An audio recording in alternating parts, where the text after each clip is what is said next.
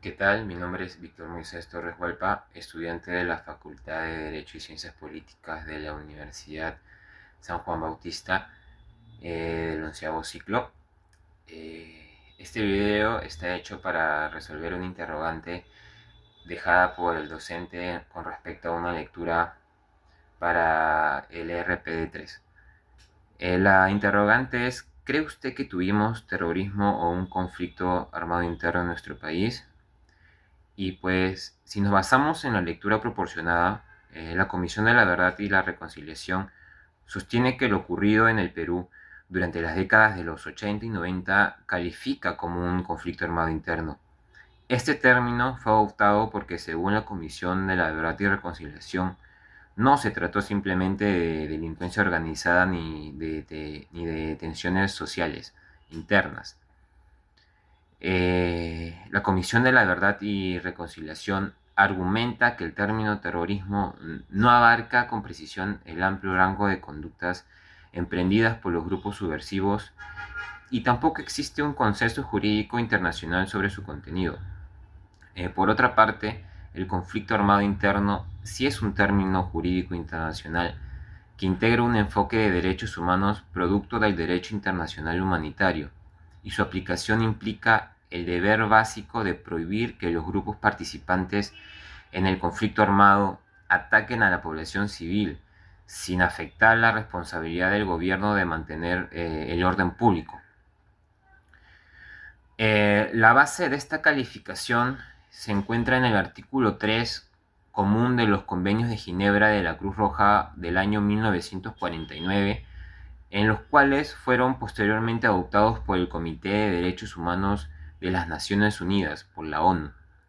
El excomisionado de la Comisión de la Verdad y Reconciliación, Carlos Tapia, nos dice y explica que la ONU acordó que el artículo 3 de los Convenios de Ginebra también tuviera vigencia en los enfrentamientos internos de un país.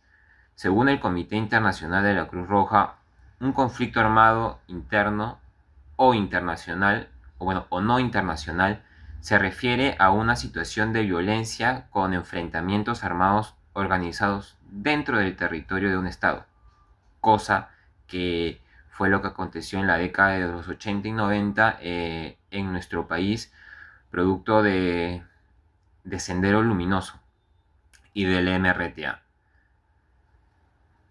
A pesar de dominar el conflicto armado interno, el informe final de la Comisión de la Verdad y Reconciliación no niega la existencia de terrorismo. Eh, y no lo niega porque, si nos enfocamos en la palabra terrorismo, y lo que quiere decir es el terror que ocasionan estos grupos para obtener lo que ellos piden.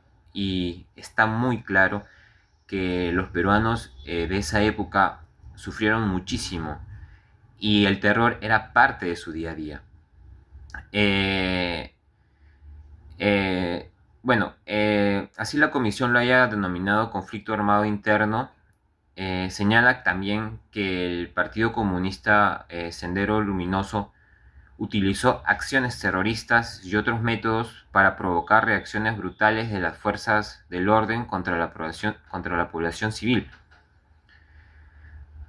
Eh, eh, Carlos Tapia también indica que el término terrorismo fue acuñado en el decreto legislativo 046 durante el gobierno de Fernando de Belaúnde para evadir los acuerdos de los convenios de Ginebra.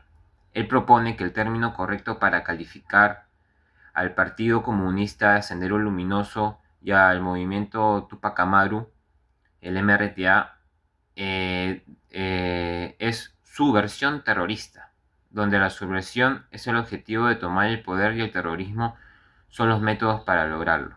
O sea, se subleva la población y mediante los actos de terror ellos querían tomar el poder. Pero esto no solamente fue así, porque estos grupos armados tenían tal logística y estaban tan distribuidos que iba más allá. Iba más allá y esto lo convierte jurídicamente en un conflicto interno. Bueno, para concluir, la lectura, si bien nos sugiere que el Perú vivió un conflicto armado interno que sí engloba una realidad mucho más amplia en el marco del derecho internacional humanitario, no excluye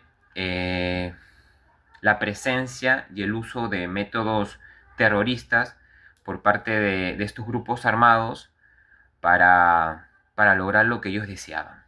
No obstante, en mi opinión, lo que se vivió en el Perú, eh, y para redondear todo, fue un conflicto armado interno, ya que los métodos que usaban estos grupos iban más allá de solamente causar terror, sino que ellos buscaban el poder absoluto mediante grupos que peleaban por sus ideales de estas personas, y lo cual durante muchos años causó graves problemas, no solamente en infraestructura, sino lo más importante, sociales, ya que le marcó mucho la vida a la población más que nada andina de nuestro país, la cual tuvo que soportar las arremetidas tanto del gobierno de turno como de estos grupos terroristas.